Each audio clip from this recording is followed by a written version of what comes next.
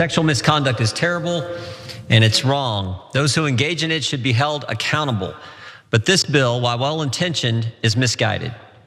For starters, it's a massive federal overreach. It regulates contract law that has been and should be handled at the state level.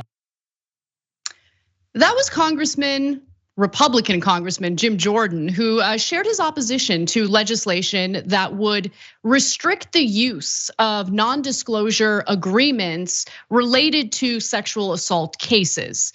Now, there have been various places of work that have employees sign these non-disclosure agreements. And if anyone within that place of work is sexually harassed or sexually assaulted, they're terrified to come forward because they signed a non-disclosure agreement that could be used against them should they go to the authorities. Well, Congress wants to do this limitation, this restriction on NDAs in this specific context. And wow, what a shocker, Jim Jordan, the Republican congressman who has been accused of covering up sexual misconduct at Ohio State University, is against it. And he's citing the catch-all phrase regarding states' rights as the excuse for objecting to the legislation. But luckily, the legislation did in fact pass.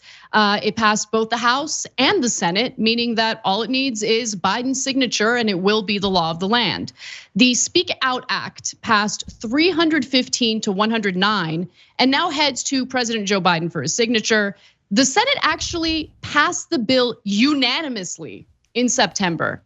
So think about all the crusty Republican men in the Senate. Every single one of them who voted on the bill voted to pass it, but not Jim Jordan in the House. Can't have it.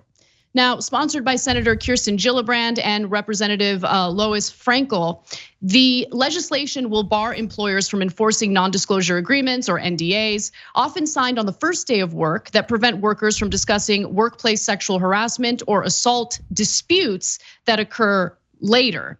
Now, every single Republican in the Senate who voted on the bill voted to pass it, but it was a little different in the House. Not only did Jim Jordan vote against it, you have people like Thomas Massie, another Republican, go up on the House floor to also share his objection to it. And spoiler alert, his excuse isn't any better. This is a difficult bill to debate. It sounds good. And I believe the intentions of the other side of the aisle are good as well. Nobody should be subjected to sexual harassment.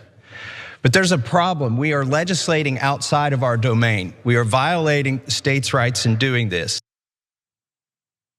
Violating states' rights, Cenk, because if some states want to protect employers who provide cover for sexual misconduct in the workplace, they should have the right to do it depending on which state they're in. What a stupid argument. Yeah, well, it's just a fig leaf. So let me explain. Yeah. So first, I think NDA conversation is a little bit more complicated than people generally engage in media. But this point is not at all complicated. So if you are just joining a company and they have you sign an NDA saying you will not talk about sexual harassment that you might suffer later, well, obviously that doesn't make any sense. I mean, why would you agree to your own sexual harassment? It's absurd. It's absurd, right? So that's why even Ted Cruz, even like the most vile creatures, Lindsey Graham, et cetera, on the Senate side were like, I mean, Jesus, it's so hard to argue against this. Fine, we'll vote for it.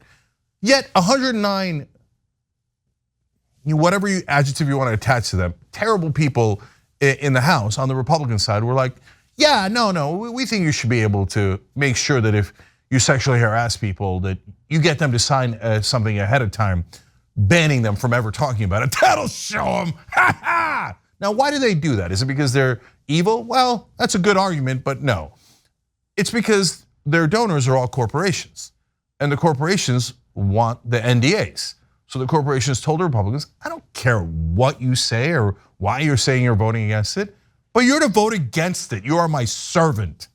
And so Jim Jordan and the others come out and go, oh yes, sir, absolutely, sir. And so they can't say, hey, I got paid, I got bribed to vote against this. So they have to make up something, right? So they just pick any random right-wing buzzword. In this case, states' rights. Now, are there things that the federal government does all the time that impinge on states' rights to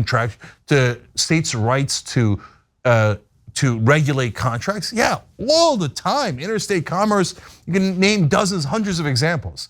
It doesn't have to be true. You just have to go out and do a speech, go, states' rights, yeah, that's why. Not the bribe, no, states' rights. And right-wingers will come out and voters and be like, no, you gotta get sexually harassed because of states' rights. And then you have to give away all your rights because of states' rights. And that's how this game is played. That's how this game is played. It is infuriating. But at least you can see what people like Jim Jordan stand for. And I just want to give you a quick refresher on what I was referring to when I referenced the accusations against Jim Jordan when he was an assistant wrestling coach over at Ohio State University. Some of the wrestlers came forward and said that Jim Jordan knew that the doctor, the athletic physician at the university was engaging in sexual misconduct with the male wrestlers, and he wanted nothing to do with it, meaning he didn't want to report it, he didn't want to help the wrestlers. Former wrestler, let's go to graphic 6 here. Former wrestler Mike DiSabato told NBC News that before going to the university with the molestation charges, he reached out to Jordan, who told him, please leave me out of it. At the end of the day, he is absolutely lying if he says he doesn't know what was going on. Another former wrestler, Dunyasha Yates, said that he and others had explicitly told Jordan about Strauss, meaning Richard Strauss, who was the team doctor. Now, Richard Strauss later took his own life and was not brought to justice. And it appears that because of the fecklessness of our criminal justice system in regard to people in positions of power, Jim Jordan probably isn't gonna face any consequences either and will not be brought to justice. But I mean, real bold to go up on the House floor with that ridiculous states' rights fig leaf to share objection to a bill that's meant to protect workers who might have been sexually harassed or sexually assaulted at the workplace. So guys, this isn't a political zinger. We have 1,000 things to say about Jim Jordan. We think he's terrible in 100 different ways. We don't need this. This is literal. Here's a guy who protected someone who did massive sexual harassment. And the kids, I mean, they're in college, to be fair, but the students would come to Jim Jordan and say, he's molesting me, he's grabbing my genitals, he's doing all these things. And Jordan would be like, I don't care. And he would protect the doctor. He never turned the doctor in. He knew all along. All the students are saying, please help us. And he's like, no. So he would go home at night knowing all those kids are getting molested and didn't care at all.